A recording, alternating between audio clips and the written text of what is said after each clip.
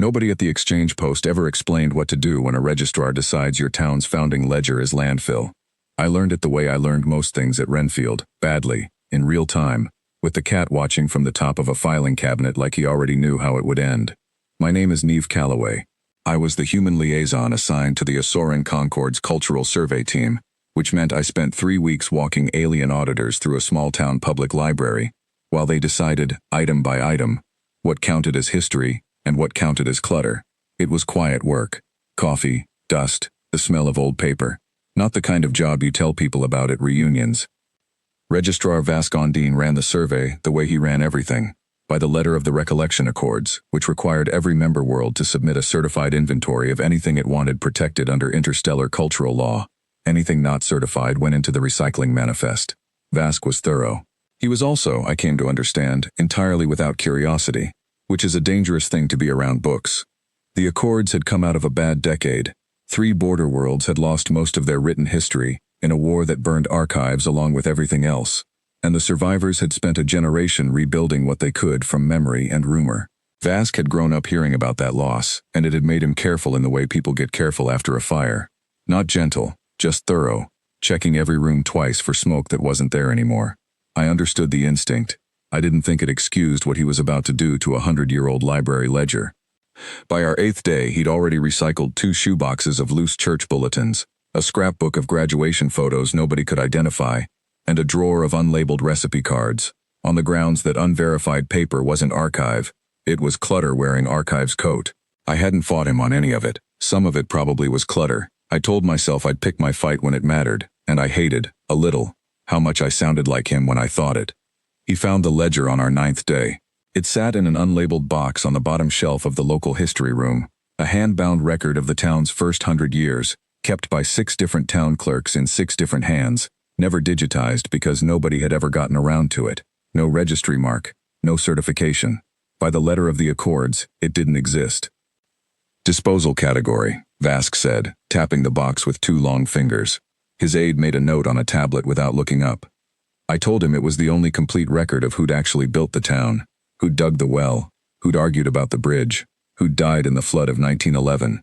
I told him people still came in from 3 counties over to look things up in it. None of that mattered to Vasc. Provenance wasn't a story to him.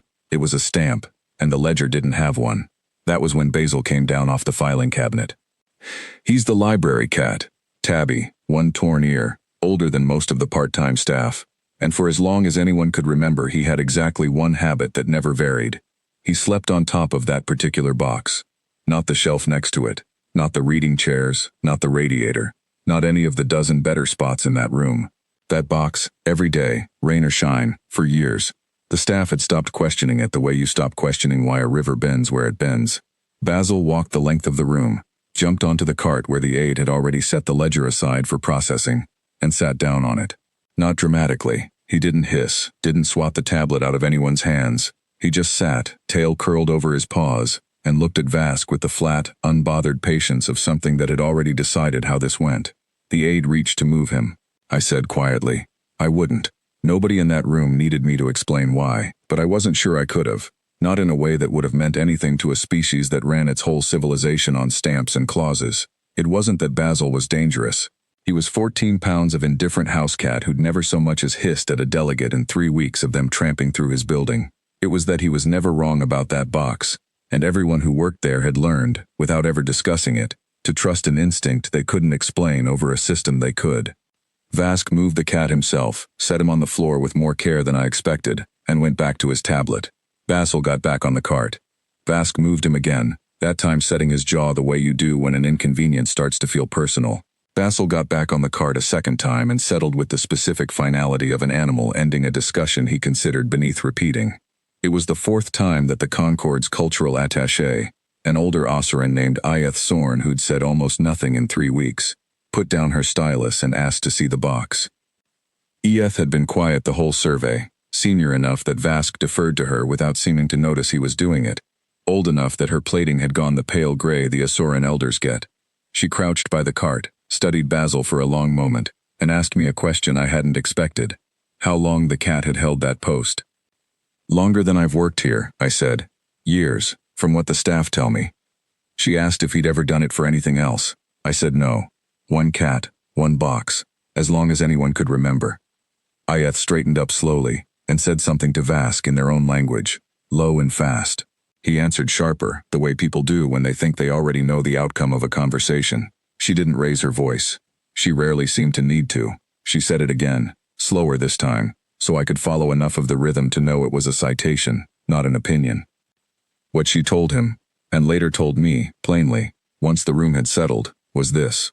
On dozens of worlds under Ossuran law, long before any registry existed, certain animals were recognized as having a working sense for what mattered and what didn't, sharper and older than any bureaucracy built to replace it.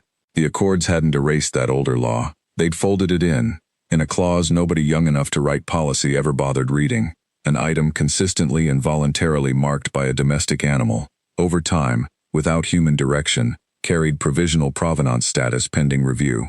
The term in the old filings was blunt and untranslatable, except roughly as the marked keeper's claim. Vask did not like being handed a clause he hadn't read. He read it twice anyway, standing there with his tablet, while Basil sat on the box like the matter had been settled for years and everyone else was only now catching up. He reclassified the ledger himself. Provisional protection, pending formal certification, which the town clerk's office filed inside a week once I explained what had almost happened. Vask didn't apologize exactly. He asked, before he left the room, whether the cat did that with anything else in the building. I told him the honest answer, no, just the one box, just this one thing, for years, with no explanation anybody had ever needed until now. Ayeth was the one who came back to say goodbye before the delegation shipped out. She crouched by the cart a last time, watched Basil watching her, and told me, through the translator, careful with the words, that her own people had stopped trusting the old law generations ago, in favor of stamps and certificates, and that it had cost them more archives than the wars had. She didn't say it like a lesson. She said it like something she'd been carrying a long time and had finally set down somewhere it could be heard. The ledger's still in the local history room, certified now, laminated tag and all. Basil still sleeps on the box most afternoons, same as always, indifferent to the paperwork that finally caught up with him. Nobody at Renfield calls him anything but the library cat. Nobody in the Ossuran registry files calls that clause anything but a footnote, filed 3 subsections down from things anyone would think to look for. I still walk through the local history room most weeks, out of habit more than duty now that the survey's closed and filed. The staff never made a fuss about any of it. A laminated tag went up, the box got a proper shelf at eye level, and life went back to whatever passed for normal in a town library. Nobody asked Basil to keep doing his job. He just did. I know what it actually was. It was the oldest form of provenance there is, something quiet, deciding what's worth keeping, long before anyone thought to ask it to, and going right on deciding after everyone stopped watching.